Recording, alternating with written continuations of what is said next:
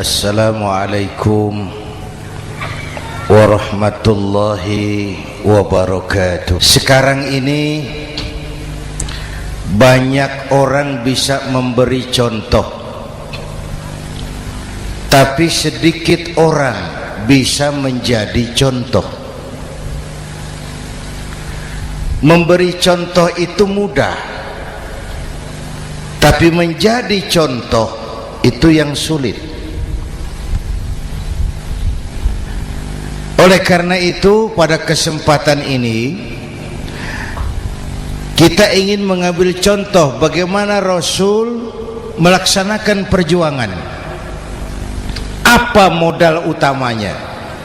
Saya sampaikan 3 sajalah, mudah-mudahan selesai 10 menit.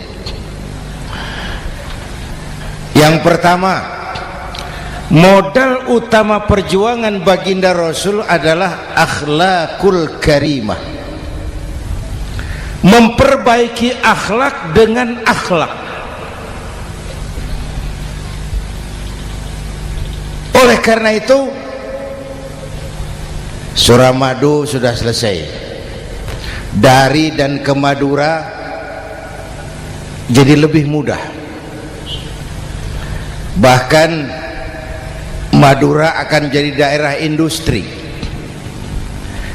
Tetapi yang kita ingin Madura tetaplah Madura.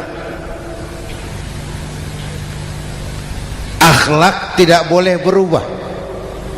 Zaman boleh berubah, akhlak tidak. Masa boleh berganti, tapi keyakinan tidak boleh mati. Nah, soalnya adalah kepada siapa kita harus berakhlak. Kita itu kan harus berakhlak kepada dua.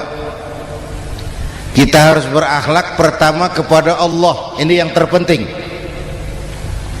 13 tahun Rasul berjuang di Mekah hanya memperbaiki akhlak kepada Allah, menanamkan tauhid, meluruskan akidah, membangun keyakinan. 13 tahun di Mekah itu. Dengan perhitungan, kalau fondasi kuat, bangunan aman. Kalau fondasi melenceng, bangunan bengkok. Kalau fondasi rapuh, bangunan runtuh. Bangunan bagaimana fondasinya? Orang hidup bagaimana imannya? Kekuasaan dan jabatan baru ada manfaatnya kalau dipegang tangan orang beriman. Kalau tidak, yang muncul Fir'aun. Harta baru terasa manfaatnya kalau dipegang tangan orang beriman. Itulah sebabnya bangsa kita ini bukan cuma perlu orang pintar, kita perlu orang benar. Bahkan di masyarakat lebih baik benar tidak terlalu pintar ketimbang pintar tapi tidak benar.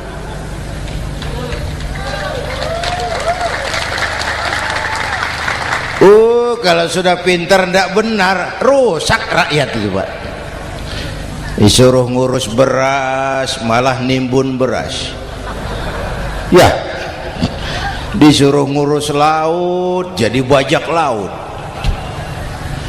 Disuruh ngurus hukum, bikin hukum seperti pisau, tajam ke bawah, tumpul ke atas.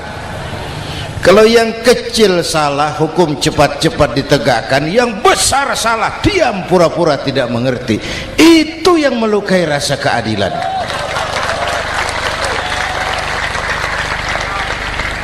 Mulai dari akhlak kepada Allah. Bagaimana cara berakhlak kepada Allah? Caranya 2. Pertama, jangan menyekutukannya dengan sesuatu pun. Yang kedua, jangan menyembah kecuali hanya kepadanya. Itu akhlak kepada Allah.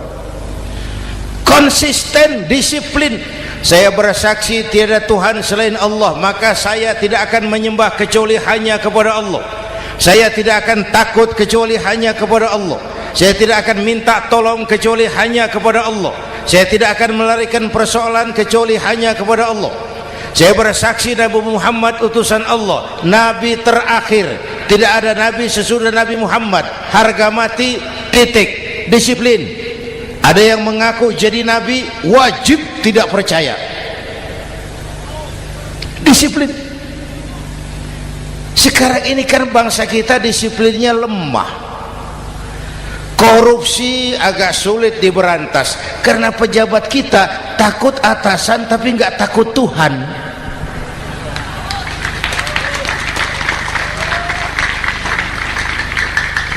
Itu sama dengan anak muda naik sepeda motor ngebut, lampu merah jalan terus, di stop sama polisi. Prit! Iya pak. Minggir. Siap. SIM ada pak. SNK ada pak. Tahu kau lampunya merah? Tahu pak. Kenapa lewat terus? Saya nggak tahu, ada bapak. Itu disiplin kita. Tenang bener jawabnya, kayak orang nggak salah itu.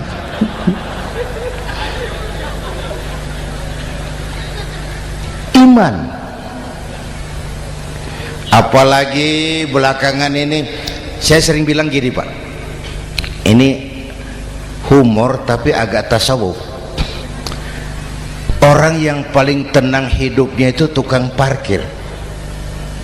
Coba lihat tukang parkir, walaupun mobil banyak, mereknya bagus-bagus, ndak pernah sombong. Tenang ini, tenang. Nanti mobil pergi satu demi satu, habis sama sekali, dia ndak sedih. Tenang.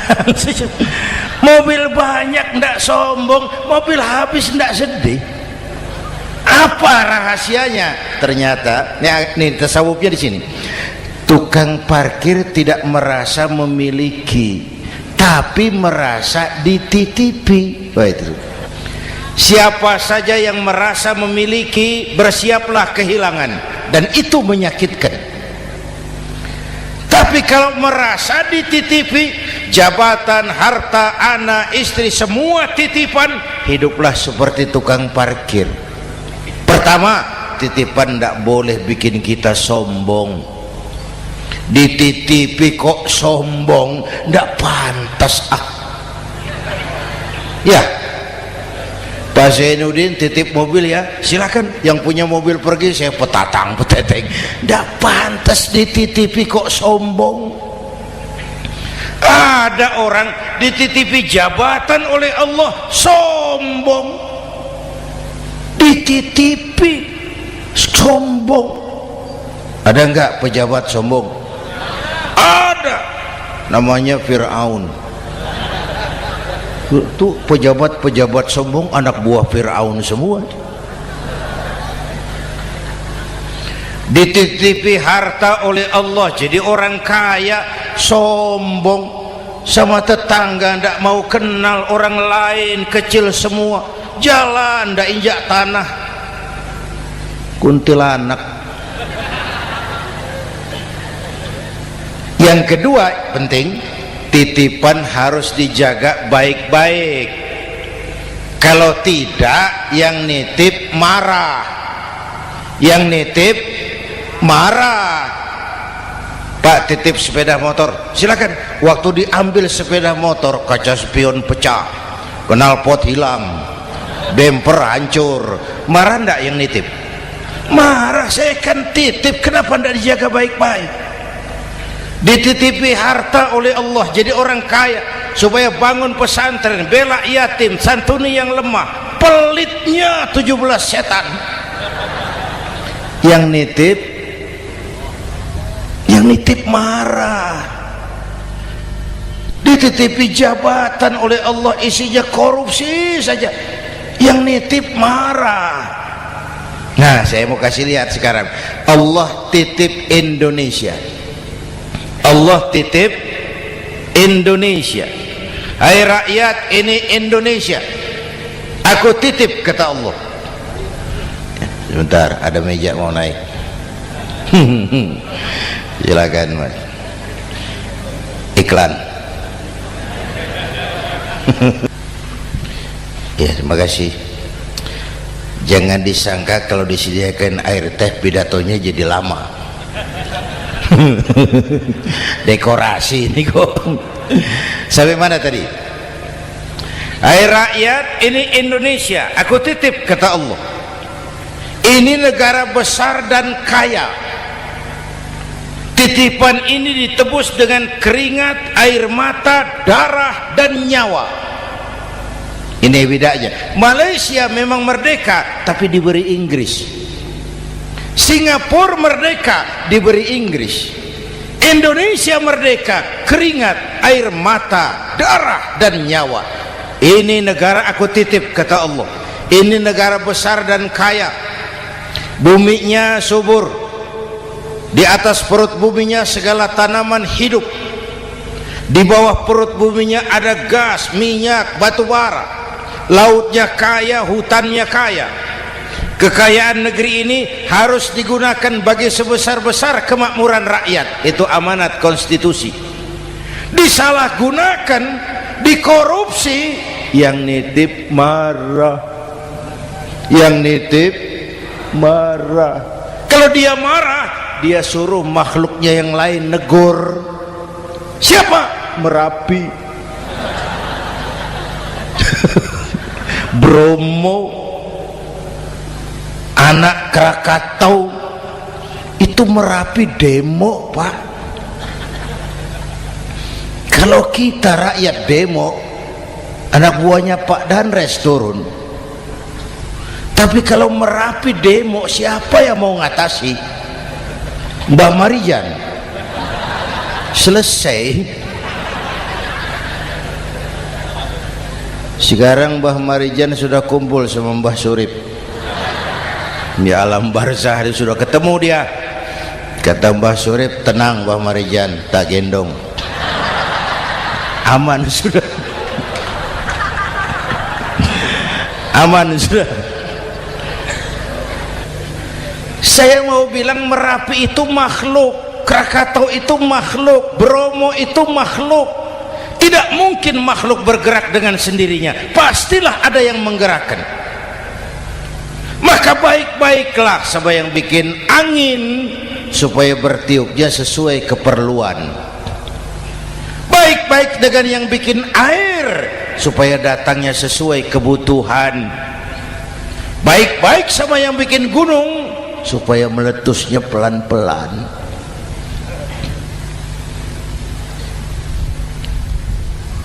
Bapak Ibu hadirin yang saya hormati, menjaga titipan. Jangan menyembah kecuali hanya kepadanya. Jangan menyekutukannya dengan sesuatu pun. Ayo, saya ngobrol kita. Bapak Ibu hadirin yang hadir di sini ini, kita ini semua hamba Allah apa bukan? Hamba Allah. Kata siapa? Kata kita. Kalau kata kita namanya ngaku. Ngaku itu boleh dan murah. Apa diakui? Kita belum tahu. Ya, kan baru kata kita itu. Dan tidak otomatis kalau kita bilang saya ini hambamu ya Allah, lalu Allah jawab iya ya. Tidak, wong itu kan kata kita. Saya hamba Allah, kata saya. Berapa banyak orang perbuatannya, ucapannya berkata saya hamba Allah, perbuatannya menyatakan dia hamba setan, hamba nafsu, hamba dunia, budak jabatan. Tidak sesuai ucapan dengan perbuatan. Jadi hamba Allah tuh nggak mudah, digojlok, diuji. Coba lihat, yang jelas diakui sebagai hamba itu baru satu yang kita peringati ini, baginda Nabi. Allah mengakui kapan? Waktu menceritakan Isra dan Mi'raj. Apa yang dipakai kalimat?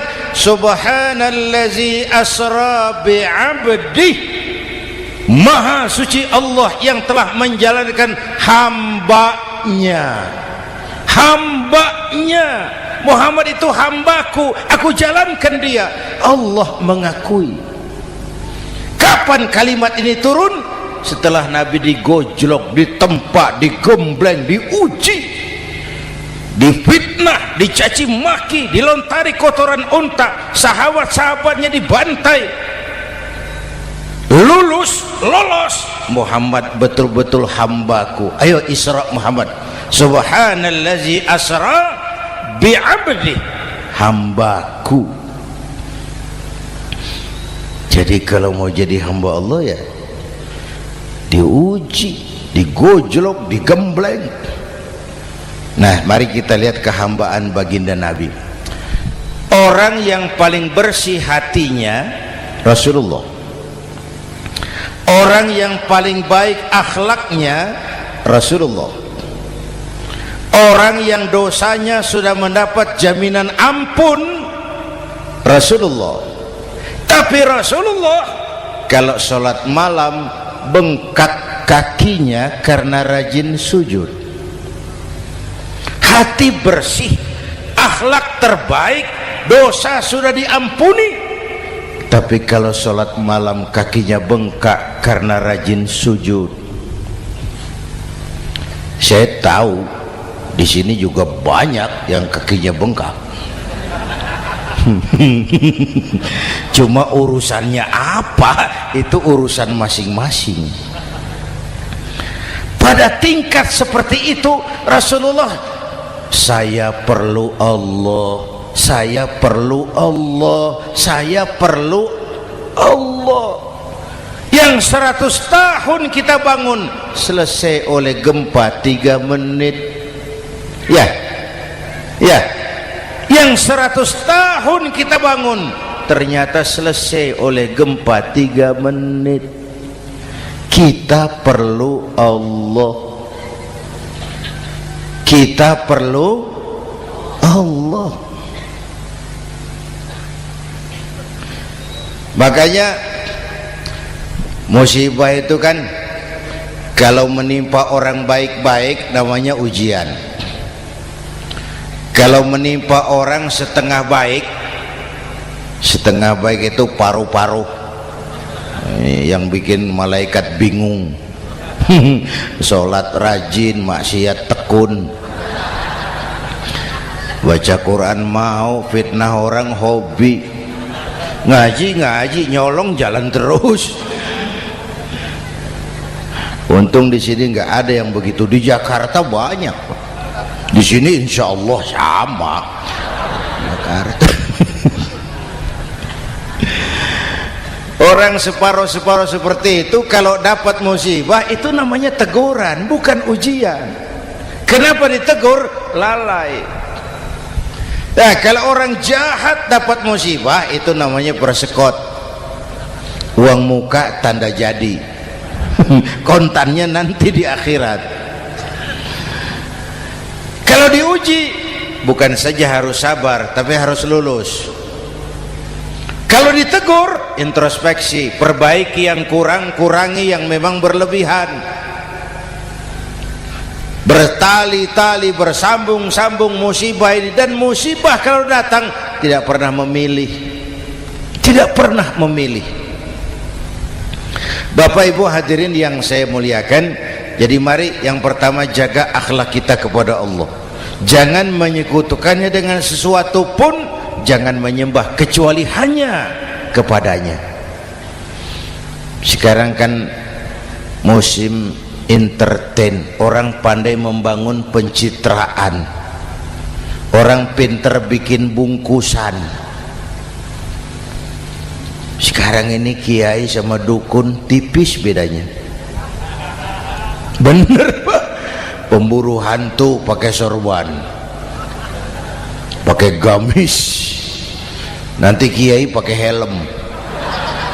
Atribut sudah kacau sekarang ini, siapa pakai apa, siapa mau jadi apa ndak jelas.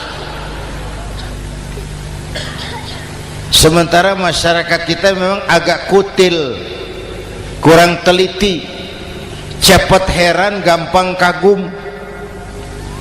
Pernah terjadi suatu saat tabrakan di jalan, keras sekali, korban jatuh berlumur darah, dikerubungi orang banyak. Datang wartawan mau ambil gambar dari dekat, sulit, banyak sekali orang ngerubung. Dia cari akal, tolong saya dikasih jalan ke dekat korban. Orang menoleh semua. Saudara siapa? Saya bapaknya korban, katanya. Dia mengaku bapaknya korban. Ya orang minggir semua, minggir, ada bapaknya korban. Orang minggir semua, dia maju ke depan korban. Sampai di depan korban pucat mukanya itu wartawan. Kenapa? Yang ketabrak anak monyet, Pak. Dia sudah ngaku bapaknya korban.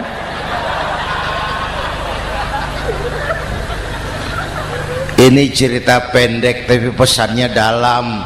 Kalau belum kenal benar jangan cepat-cepat ngakui. Ya, rakyat harus cerdas sekarang ini. Emas pasti kuning, benar itu? Apa semua yang kuning pasti emas? udah cerdas lah itu, hati-hati, ini zaman pencitraan. Orang pandai bikin bungkusan. Oleh karena itu kita juga harus punya filter supaya tidak hanyut oleh kedangkalan pencitraan itu. Satu itu akhlak kepada Allah. Yang kedua, kepada siapa kita berakhlak? Kepada sesama manusia. Kepada sesama manusia itu siapa? Pertama, sesama muslim. Malam ini saya hadir di sini, saya tidak merasa tamu. Saya hanya keluarga di tengah keluarganya. Bahwa saya lahir di Jakarta itu sih kebetulan. Saya enggak pesan. Yang kita tidak pesan jangan diributkan. Kita enggak pesan. Warna kulit seperti ini kita enggak pesan. Dari suku apa lahir kita enggak pesan. Potongan seperti ini kita enggak pesan. Islam membebaskan manusia dari ras diskriminasi.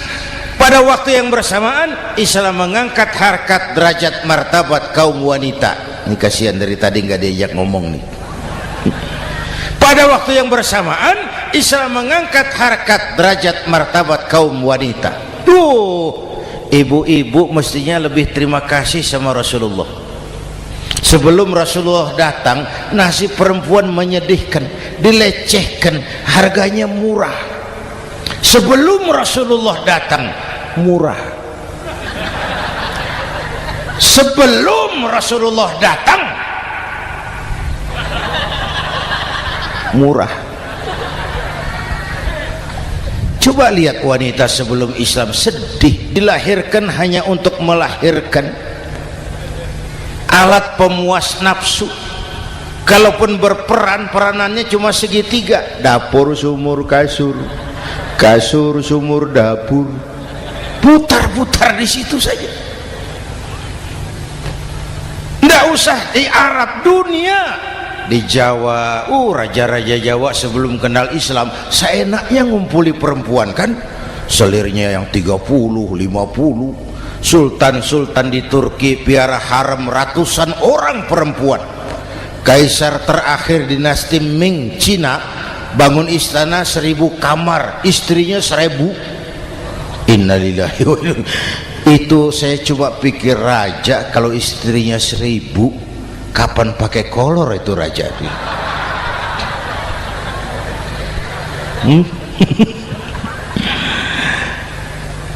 Rasulullah datang terenyuh, an-nisa imadul bilad. Perempuan jangan diperlakukan begitu.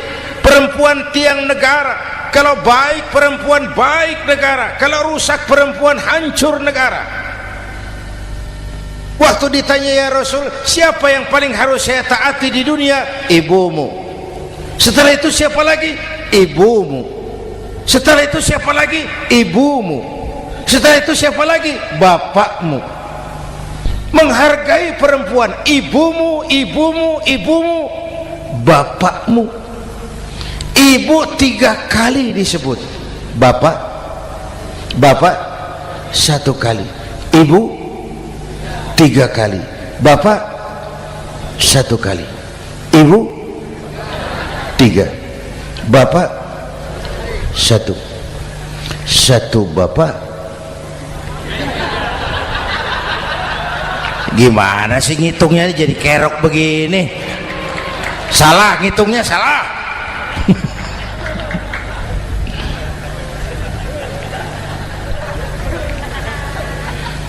Lalu dicairkan kehidupan kemasyarakatan di masjid. Masya Allah, masjid itu pendidikan demokrasi betul.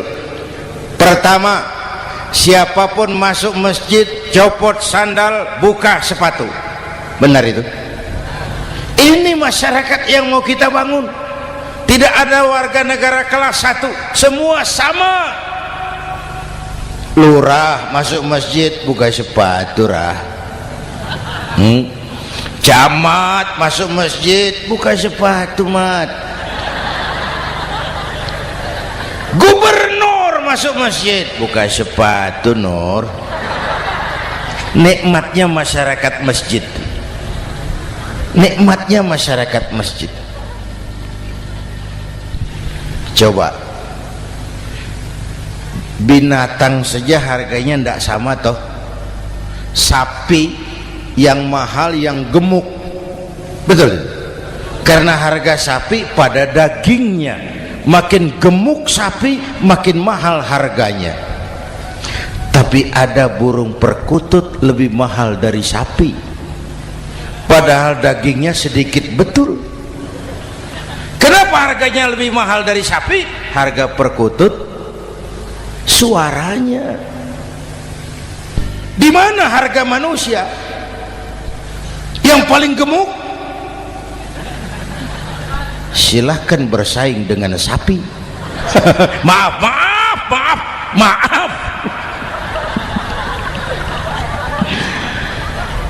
inna akramakum indallah atqakum. Masyarakat masjid sudah copot sandal, buka sepatu, sudah masuk ke dalam sholat berjamaah. Kalau sudah ke dalam sholat berjamaah, tidak pernah kita usil dari mana orang datang, yang penting kemana dia menghadap. Itu masyarakat masjid. Dari mana kamu? Dari kidul, Pak, madhab ngulon. Kamu dari mana? Dari lor, Pak, madhab ngulon. Kamu dari mana? Dari kulon, madhab ngulon juga. Ini kan konsep bineka tunggal ika. Dari manapun orang datang, apapun warna kulitnya, dari suku apapun ia dilahirkan, kalau akidahnya sama, itu saudara kita. Lalu sholat berjamaah, apa itu? Hidup bermasyarakat, berbangsa dan bernegara. Harus ada imam, harus ada makmum. Kenapa? Ini saya harus agak hati-hati ya, pakai sarung angin ini. Apa tadi ngomong apa saya? Sholat berjamaah, bermasyarakat, berbangsa dan bernegara. Ada imam, ada makmum. Siapa makmum? Kita ini rakyat. Siapa imam? Para pemimpin negara. Apa bedanya? Imam harus dipilih, makmum nggak usah. Coba baca kitab fikih yang setebal apapun, nggak ada bab pemilihan makmum. Nggak usah, makmum nggak usah dipilih. Orang buta boleh jadi makmum, orang bisu boleh jadi makmum, tukang mabuk boleh jadi makmum, tapi tidak tiap orang boleh jadi imam. Imam harus dipilih. Siapa yang jadi imam? Pertama, a'lamuhum, orang yang paling alim di kampungmu, angkat jadi imam. Yang paling alim, bukan yang paling tua. Yang paling alim, tahu urusan, punya konsep, punya visi dan misi, mengerti negara ini mesti dibawa kemana, jalan keluarnya apa, angkat jadi imam. Pak, ada 2 orang Pak, alimnya sama, yang mana yang dipilih? Kalau ada 2 orang alimnya sama, kata Nabi, afsahuhum, yang lebih fasih lidahnya. Apa artinya fasih? Nyambung sama rakyat, tahu apa yang dimaui rakyat, nyambung. Tidak sah orang fasih bermakmum kepada imam cedal.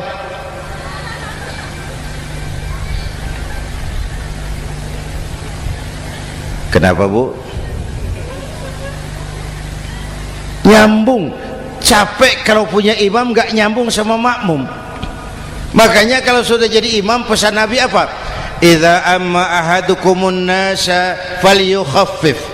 Kalau kamu jadi imam, ringankan sholat kamu, jangan terlalu panjang. Itu makmum tidak sama kekuatannya.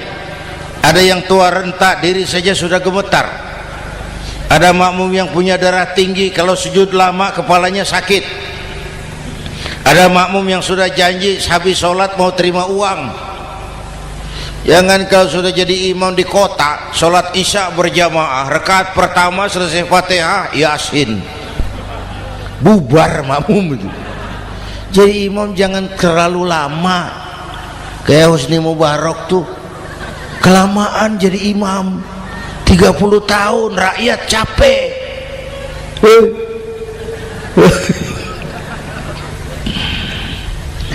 Bapak Ibu hadirin yang saya hormati, nah masyarakat Islam ini loyal, taat, setia. Kapan? Kalau imamnya benar. Imam takbir, makmum takbir, imam ruku', makmum ruku', imam i'tidal, makmum i'tidal, imam sujud, makmum sujud. Tapi masyarakat Islam tidak buta. Imam keliru, makmum wajib menegur. Ya, bagaimana negurnya? Mestinya ruku', imam sujud. Wah, keliru ini. Subhanallah, kan gitu. Itu aturan main. Tidak boleh imam keliru, makmum emosi, main pegang, mam, hoi salah, hoi, kacau sholat.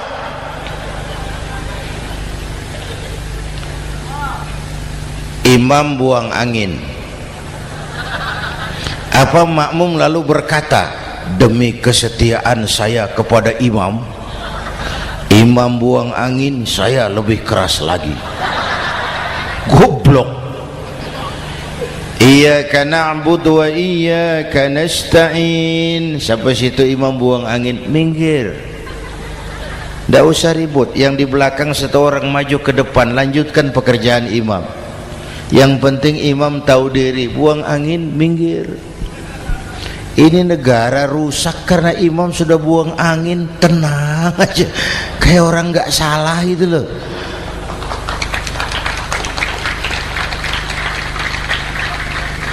Selesai sholat dikasih tahu, imam tadi buang angin ya sedikit. Apa kalau nggak sedikit lalu ndak rusak sholat itu? Nah, dalam berjaga akhlak kepada sesama, ayo kita jaga kesatuan, persatuan, kerukunan, kekompakan. Ini pesantren Raudhatul Muta'allimin Al-Aziziyah, ini aset kita. Keberadaannya, pengembangannya, kelangsungannya, bukan sekedar tanggung jawab pengurusnya, tanggung jawab kita sesuai dengan bidang dan kemampuan masing-masing. Yang punya jabatan bantu dengan wewenangnya, yang punya harta bantu dengan uangnya, yang punya tenaga bantu dengan tenaganya, yang bisa doa bantu dengan doanya, yang tidak bisa apa-apa bantu dengan diam. Diam saja lumayan loh itu membantu.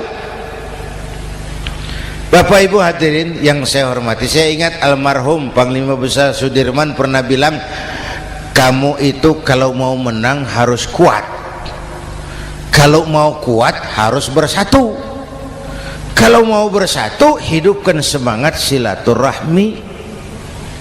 Mau menang harus kuat, mau kuat harus bersatu, mau bersatu hidupkan silaturahmi.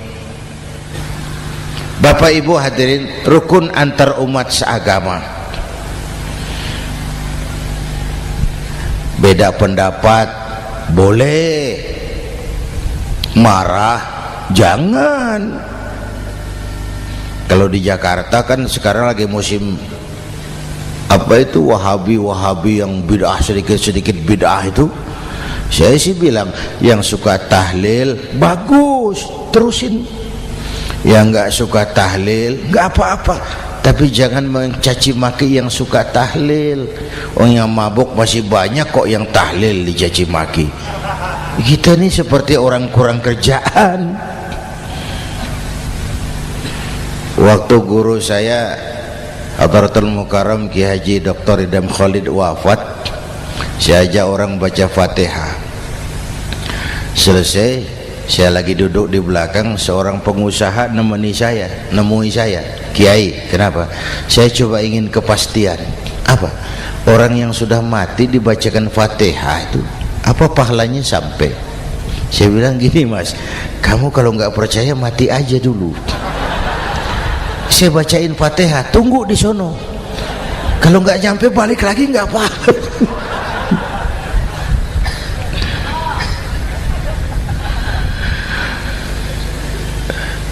Depan rumah saya itu ada masjid, Pak, pakai beduk seperti itu.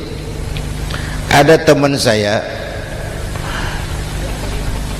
Kiai, pakai beduk masjidnya. Iya pakai.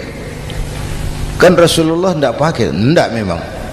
Bid'ah tuh. Loh, siapa bilang? Beduk itu bukan agama, itu budaya, tanda masuk waktu. Bukan manggil orang sholat. Manggil orang sholat pakai azan. Tanda masuk waktu, itu hebatnya Wali Songo, pakai beduk. Kalau nggak mau pakai beduk boleh, teriak-teriak juga boleh. Maghrib, boleh. Tapi Wali Songo kan bijaksana, pakai beduk saja, sekali pukul satu desa dengar. Itu bijaksananya dakwah Wali Songo. Kalau beduk dianggap bid'ah, miskin kita. Itu budaya. Seperti sepeda motor, itu budaya. Kalau beduk dianggap bid'ah, sepeda motor bid'ah tuh. Rasulullah nggak pakai, jual, beliin unta.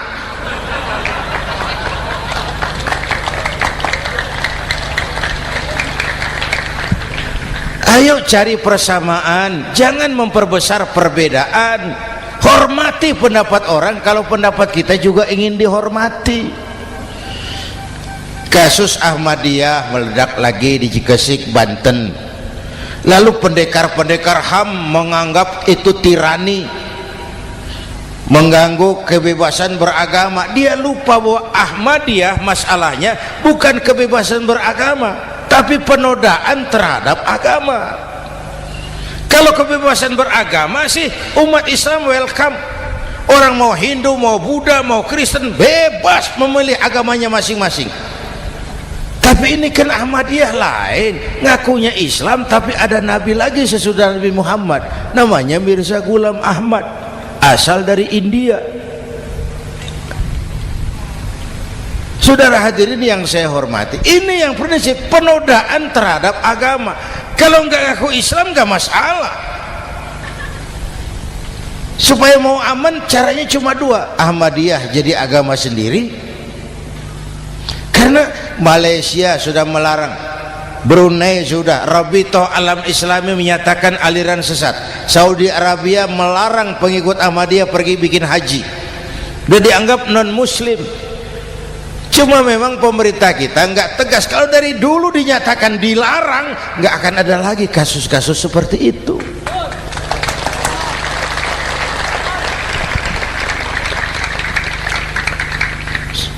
Nah, selain itu kita umat juga harus disiplin. Coba sudah berapa banyak nabi bermunculan di Indonesia. Dan Indonesia ini saya heran, Indonesia ini pasar bagus, Pak. Kalau ada nabi, ada aja pengikutnya, saya heran tuh. Indonesia ini pasar bagus. Ada Ahmad Musaddiq Al-Qiyadah, jadi nabi. Konsultan bulu tangkis jadi nabi. Dapat wahyunya di Bogor, ditangkap polisi 4 tahun. Muncul lagi di Bandung, namanya Sayuti, tukang cukur, ngaku dapat wahyu jadi nabi, ditangkap polisi lagi 2 tahun. Di Malang Ustadz Roy, ya sebenarnya petinju, dia masuk Islam, mu'alaf, belajar Islam tidak pakai guru, diutak-atik ayat Quran. Sholat kita harus mengerti artinya, maka sholat boleh pakai bahasa masing-masing. Ramai masjid. 2 tahun penjara. Di Jakarta muncul lagi Lia Edan, ngaku Jibril, ditangkap juga oleh polisi. Kita salut sama polisi kita lah, bukan cuma teroris, Jibril ditangkap Pak Kapolres. Saya bilang sama teman-teman polisi, untung dia ngaku Jibril Pak, coba kalau dia ngaku Israel lebih gawat itu.